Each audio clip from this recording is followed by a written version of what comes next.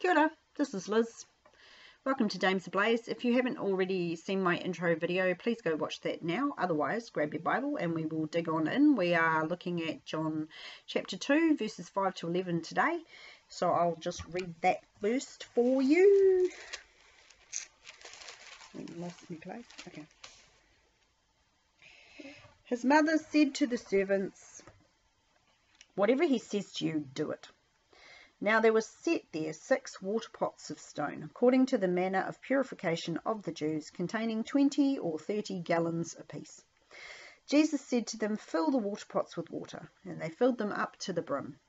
And he said to them, "Draw some out now and take it to the master of the feast," and they took it. And when the master of the feast had tasted the water that was made wine, and did not know where it came from, but the servants who had drawn the water knew, the master of the feast called the bridegroom, and he said to him, "Every man at the beginning sets out the good wine, and when the guests have well drunk, then that which is inferior. But you have kept the good wine until now." This beginning of signs Jesus did in Cana of Galilee, and manifested his glory, and his disciples believed in him. So, following on from last week, Mary is given her answer. What has that to do with us? And yet she persists, or seems to ignore it, and the biggest question here is, why? Why does Mary not engage with Jesus? Why doesn't she argue? Why does she seem to just ignore it or dodge it entirely and assume Jesus will fix the problem? Instead of arguing, she turns to the servants and says, "Do whatever he tells you to do." And many scholars ignore the obvious problem and jump to the lesson on doing whatever he tells you to do, which is a fabulous lesson. I'm not dishing it at all, but it does leave the question of Mary's behaviour kind of hanging in space. My brain screams out, what is going on here? And so I spent some time trying to come up with a solution to hang my hat on. Now, one person just suggested that Jesus' words should be taken to mean, what has that to do with you and me as a team? I'll deal with this personally, which has some merit and does explain his actions, but actually I think that the explanation can be found if we look at another passage in John. So I'm going to read to you John 7, 1 to 10. After these things, Jesus walked in Galilee, for he did not want to walk in Judea, because the Jews sought to kill him. Wise man. Now the Jews' feast of tabernacles was at hand. His brothers therefore said to him, "Depart from here and go into Judea, that your disciples also may see the works that you are doing. For no one does anything in secret, while he himself seeks to be known openly. If you do these things, show yourself to the world." For even his brothers did not believe in him. Then Jesus said to them, "My time has not yet come, but your time is always ready. The world cannot hate you, but it hates me, because I testify of it that its works are evil. You go up to this feast, for I am not yet going up to this feast, for my time has not yet fully come." When he had said these things to them, he remained in Galilee. But when his brothers had gone up, then he also went up to the feast, not openly, but as it were in secret. So there is a similar feel about this incident. His family wants to reveal himself to everyone at the Feast of Tabernacles, which he does not do because his time has not yet come. He says that he won't go, but he does, much like the water and wine situation. But did you note the other similarity? In both of those incidences, he doesn't come out completely into the open. He fills the water pots with wine, but he doesn't make it obvious. He goes to Judea, but he doesn't reveal himself as his family want him to do. God's timing during Jesus' life on earth was critical. It had to be completed with pinpoint accuracy, else it will all fall apart. The miracle with the water is done as secretly and quietly as possible, though I'm sure the story got around after the wedding, proved by the incident in chapter 4 of John's Gospel, the healing of a nobleman's son from Canaan. Does this answer the question, what went on here? It's about the only idea that I could find floating around in the web that made any real sense to me. I found it at hermeneutics.stackexchange.com, presented by a guy called Jeff W. I wish he'd given me more details because I think he's really on to something. What we're going to learn as we read through John's Gospel is that we do need to read it as a whole to understand everything that's going on here. We will therefore be jumping around a bit. Now Mary hears Jesus' answer. She knows he won't be doing anything too dramatic, yet she still trusts him to meet the need. She turns to the servants. Now the word servant should conjure up for you the normal image of a servant. In this case, they were basically waiters. It was their job to make sure the plates and glasses were full. So Mary put so much trust in Jesus and his ability to fix the problem that she merely tells them to do what he tells them to do. It's not a very detailed instruction, but then she doesn't know what he's going to do, so how can she make it more detailed? She's as much in the dark here as the others, but she trusts him. Much is made of the possibility that she's already seen him do miracles, but there's no evidence that prior to his ministry years there was anything remarkable about Jesus. In fact, you can't explain the disbelief of the Nazarenes any other way. They are astonished at his abilities and his words, which should tell you that up till that moment by the Jordan River, when God himself spoke up, there was nothing, repeat, nothing remarkable about Jesus at all. Yet Mary does know there is something about him. She was there for the conception. She knows she was a virgin. She knows she met the angel, and she would have remembered both his words and the words of Simeon and his wife at the temple when they took Jesus to be circumcised. She might even still have the boxes that the men from the east brought their gifts in. Maybe not. They might have been sold at some point in their lives, but she had held those precious things, seen the gold, smelt the frankincense. She knew to her bones that there was something about her firstborn son that marked him for greatness. But as many a mother would do, she had not focused on the bit where she was promised a sword would pierce her soul. Had she remembered that bit, I don't know that she would have been in quite such a hurry to see him declare himself, and she is way off base with her timing. It is not time for Jesus to reveal himself, but he is able to help with the problem of wine. Do as he tells you. As I said, it's a great lesson, and you've probably heard it before, so I won't spend long here. I'll just remind you that the one man who didn't do as God told him to do, the one who ran in the opposite direction, ended up in the belly of a great fish and got vomited out onto dry land. Might I suggest that if you don't want to end up stinking like the guts of a fish, that you do what he tells you to do? Just saying. Now, at the venue of the wedding, there were 6 large stone water pots. Some had the capacity to hold 20 gallons and some 30. The modern equivalent would be between 90 and 136 litres. But let's not get caught up in the controversy about how much this was exactly. It's a lot of liquid. Let's just leave it at that. Archaeologists have found several water jars in the Jewish quarter of the old city of Jerusalem, in a place called the Burnt House. And they stand about 2 to 2.5 feet high. They're made out of limestone, and the smaller ones hold around 80 litres. So these jars were here specifically for purification. They're not carrying drinking water. They were used to dip into and pour water over your hands in the accustomed manner, or to dip in and pour over plates and chalices. The word purification in Greek is katharismos. It means cleansing or purifying, and can be used literally or ceremonially, and it comes from a root that means without mixture, so it's pure. It's where we get the word catharsis, which means the process of releasing and thereby providing relief from strong or repressed emotions. So it's a cleansing process of the mind, not the body. There's a really good reason why Jesus uses these pots rather than just refilling the wine bottles, because he's showing us something symbolic and also negating any idea that he just multiplied the wine that was already in the bottles. The water pots were connected with the law, the ceremonial laws to be exact. Wine was and is connected with grace. There is a subtle little message being played out here that I'm not sure many of those watching would have understood, but I suspect that John had worked it out by the time he wrote his gospel. We'll come back round to this thought in a little bit. First, consider Jesus' instruction to the servants. Fill the water pots with water. Stop for a minute. How big did I tell you these jars were? So the smallest is 2 feet high, and that's around my knees. It's held 80 litres of water, which makes a weight of around 80 kilograms, and they were made of stone. Are you going to be carrying this baby back and forth to the well? No, and neither am I, and neither did the servants. There was a process that would have gone through to get these pots filled. There's a time involved here that John does not make apparent. It took time to fill these water pots. Jesus was not in a rush, but then he never is. The empty or partially empty dry water pots are refilled with water before the miracle change could take place. Well, what does that symbolically mean? We can be dry and in need of a drink, parched for want of a single drop of pure water when we come to the Lord now, can't we? Think of the woman at the well of Samaria, a story John does include in his gospel, but the others do not. Jesus offers her living water, as he does to every seeker. These water pots weren't just any water pots. Remember, they were specifically set apart for ritual cleansing. When we first become a Christian, we come in filthy rags. He cleanses us, takes away our filthy rags, replaces them with robes of righteousness. This is one of the reasons we go through the waters of baptism, to be cleansed, renewed, refilled. We are made to be vessels fit for his purposes.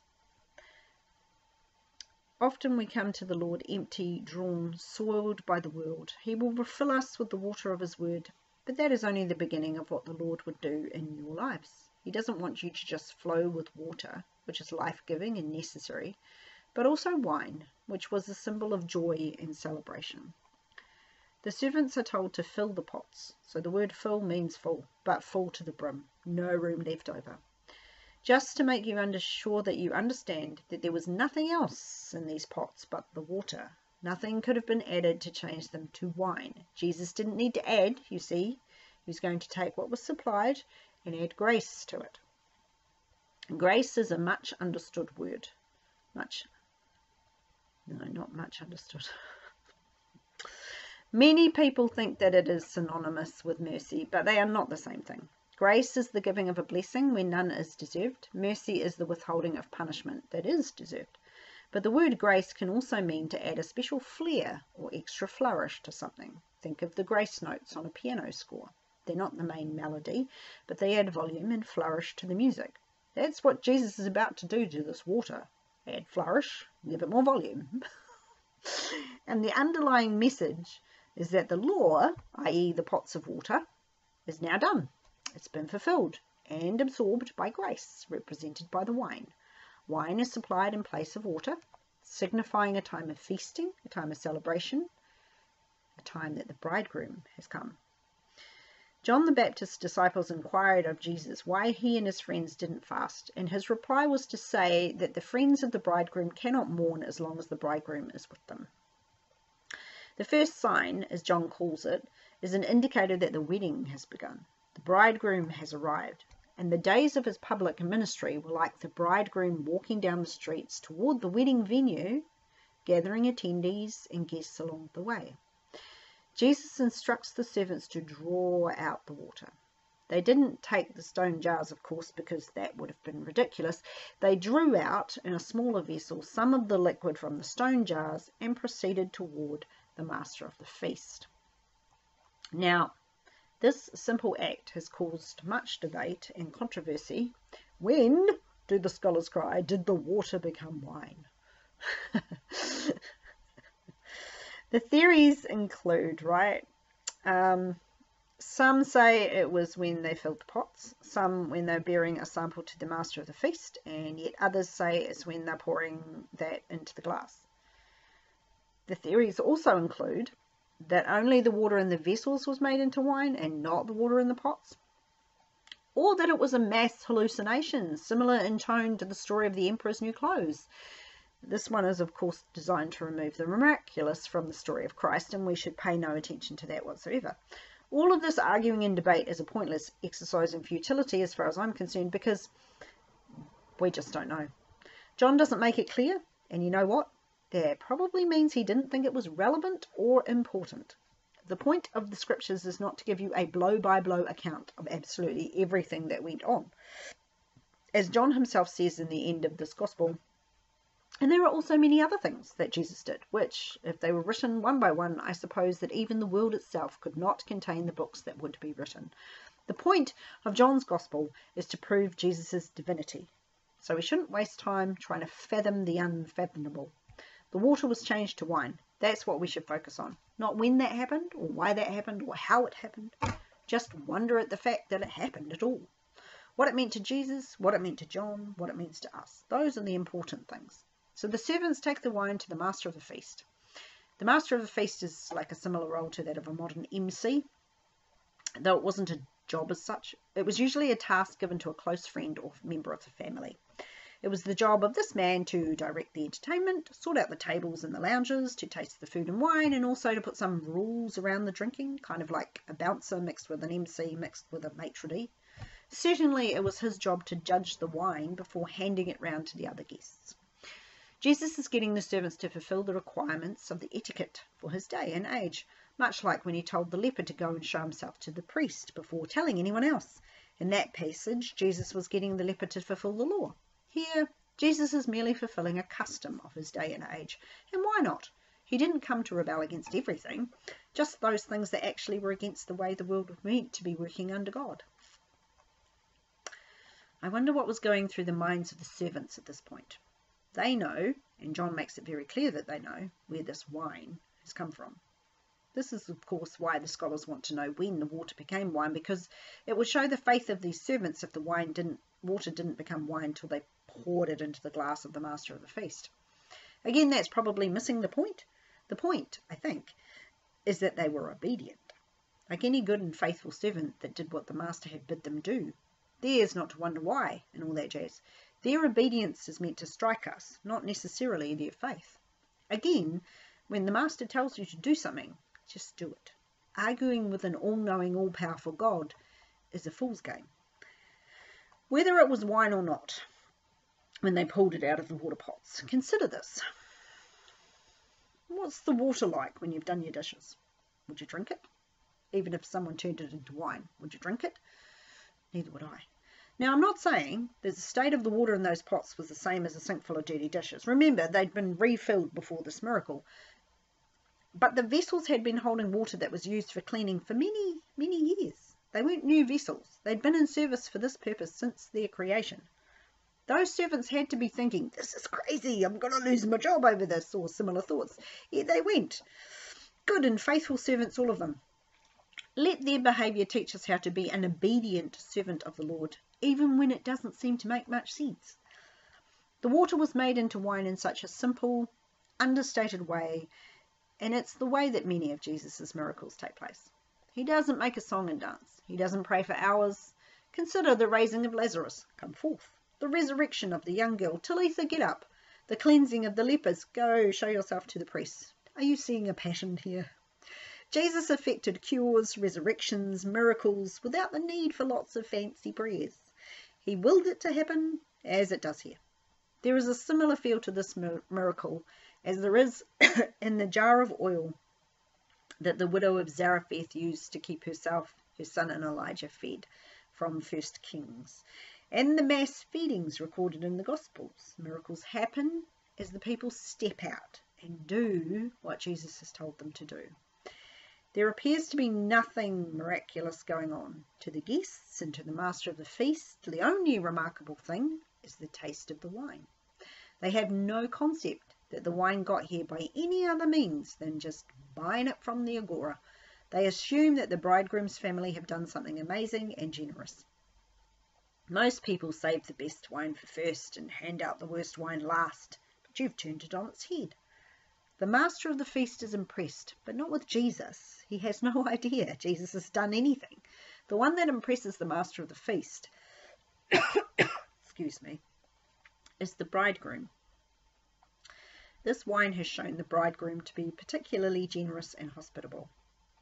Is that not how we should view our Lord? Generous and hospitable?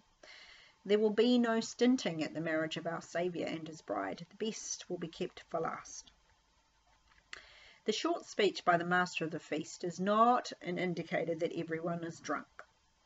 It's a simple statement relaying the fact that this guy has most likely done many weddings over his years and has noticed a common practice. Normally, the good wine would be presented first, and then some way through the week, when everyone's palates are dulled and they're all feeling a little tipsy, the rougher, cheaper wine would be brought out. It seems to have been spoken in a slightly jocular manner as a way of saying, wow, this wine's amazing. How generous are you to bring this out when normally the rough stuff's showing up? It's not to say that they were all laying about drunk at this stage, though they may have been. How would we know? John doesn't tell us. The phrase well drunk does mean drunk, but again it's referring to what the master of the ceremonies has seen beforehand. The meaning of the word is to be saturated. If you are saturated with wine, you're drunk. Don't even try to argue me out of that understanding. It is clearly what the master of the feast is saying. Makes perfect sense, but it does not mean that the people at that particular wedding are in fact drunk. Jesus is not furnishing a drunken revelry with more alcohol. The whole thing from John's perspective is about a sign. This beginning of signs Jesus did in Cana of Galilee, which sounds a bit like Yoda. But anyway, it's been over 400 years since there were any miracles performed by God, not since the days of Daniel and the miracles surrounding him and the 3 thrown into the furnace. Has God actually moved in such a fashion? Which is why people started to flock to him, of course, and why he didn't want to start doing them publicly too early. It would have forced the Pharisees' hands much sooner. And it's all about timing, really, isn't it? The whole 3.5 years of ministry were completed in pinpoint accuracy that only God could achieve.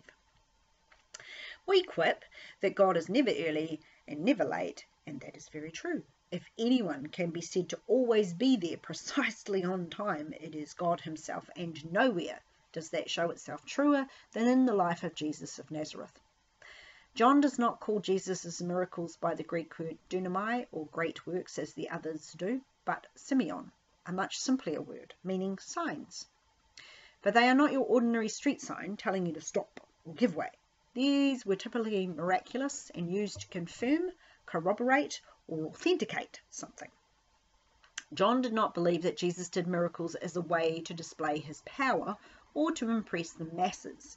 Instead, he saw, looking with clear hindsight, that all of his miracles that John recorded were done with a message in view. They were to confirm, corroborate, or authenticate something. But what? What is it, do you think, that Jesus is trying to confirm, corroborate, I hate that word, or authenticate with the wine miracle? Well, you don't need to come up with an answer to that question, because John actually tells you, right? It was to manifest his glory. To manifest something is to make it visible. So we manifest the Spirit of God when we reach out to a fellow human that is hurting and help them up. The signs were to make the glory of Jesus clear. But then, what is his glory? Well, John told you back in chapter 1, he said, "The Word became flesh, dwelt among us, and we beheld his glory.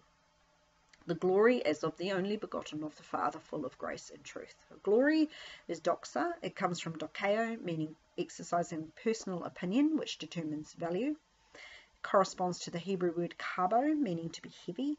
Both the Hebrew and the Greek convey the ideas of God's infinite intrinsic worth, his substance and essence. In other words, Jesus manifests all that God is, and what John tells you God is a being full of grace and truth.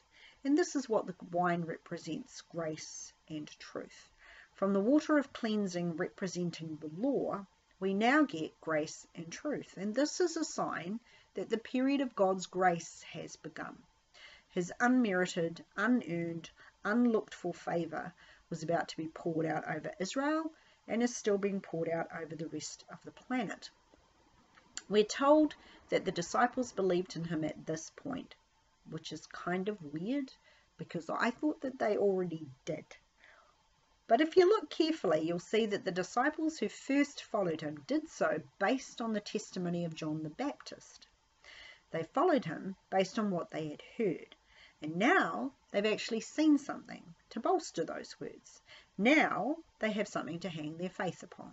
Here is a man who can change water into wine with just his words. Now that's a dude I want to be following. It's not that they didn't believe in him previously. It's just that this miracle began to nail all those nebulous ideas about who Jesus was down. This was the first sign that there was more to Jesus than met the eye, that there was much more going on here than just some new rabbi with some radical ideas. What's in this for us, do you think? Consider the first time that water was changed into something else, a different substance. Way back in the book of Exodus. Told you Exodus was in view here. Moses turns the water in the river of Egypt into blood. And what does wine represent in the Last Supper? Blood, right? You getting this link? Water to blood to wine. Jesus is clearly in play right back in the beginning of the Exodus journey. Do not let it slip your mind or memory that Jesus spent a number of years in Egypt as a child, or the fact that, biblically speaking, Egypt represents the world as opposed to the kingdom of God. Jesus comes out of Egypt as a child to restore the fortunes of the Israelite people, to fulfill the task that they had been given, which was to be priests to the nations, to reclaim the promised land, and to establish the kingdom of God here on earth. The water to wine miracle is the beginning of that process, and it's not just any old run-of-the-mill wine. It's good wine, the best wine, the finest wine. Jesus takes the humblest of waters, not even drinking water, but water used to clean, and turns it into the finest wine available. There is no fanfare, there is no fuss. It's just a quiet recreation of one substance into another. Is that not how he works in our lives? No fuss, no fanfare, just a quiet working away at the poorest of substances, that would be us, working away in the background of our lives, trimming a bad attitude here, changing a temper there, pointing out small differences that we can make as we go along in our day-to-day lives, changes that when we make them, make life a little easier. Jesus isn't all about big things. Little things interest him too, small problems that we perhaps don't think we should bother God with. They do actually matter to him. In the big scheme of things, running out of wine at a wedding wasn't a huge problem. Sure, the family would have had to carry the shame of it for generations, but it wasn't a red light emergency, was it? No one was dying.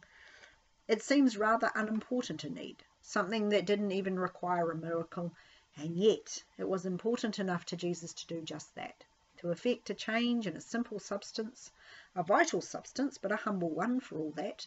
1 minute it's H2O, and the next hits something so much finer and nobler. When we give our simple, humble gifts to Jesus, whatever they may be, he will take them and add his majesty to them, and those humble, simple gifts will become so great that the master of the feast will say, "You've saved the best for last." The old covenant, the law of Moses, was good, but this covenant, the one kept for last, was the best. In Jesus, the law was finally fulfilled, complete, no room for anything else, topped to the brim. And the grace that he earned through his perfect life and sacrifice is sufficient to supply the entire wedding party. We don't live under the law. We no longer need concern ourselves with ritual cleansing. We live under grace. The wine is flowing. Wine can be seen symbolically as the Spirit of God. This is why the disciples were considered to be drunk when they were in the upper room. They weren't drunk with wine. They were drunk in the Spirit. Do you see the connections? From blood to water to wine. The law was given through Moses, but grace and truth came through Jesus Christ. This miracle took place on the third day. Consider it in the light of the resurrection of Jesus, when the fullness of God's glory was on display. His magnificent plan brought to fruition. The perfect Lamb was sacrificed, death was defeated, and the Spirit came forth, pouring over the disciples at Pentecost, making them appear drunk. Wine has been given a bad rap by Christians, a rap it's never deserved. Kept in its proper place, it's a symbol of the goodness and grace of God, a sign of his blood shed for you. You don't need to drink a physical wine to partake in that grace. You need only open yourself to the Spirit of God, and he will fill you with his presence, grace, and truth. And here endeth my lesson for this week. I hope that you got something out of this, and I realise it was a bit longer, so I apologise for that. Sometimes they are longer than others. I hope that you have an awesome week, and I will see you again next week. Ka kite.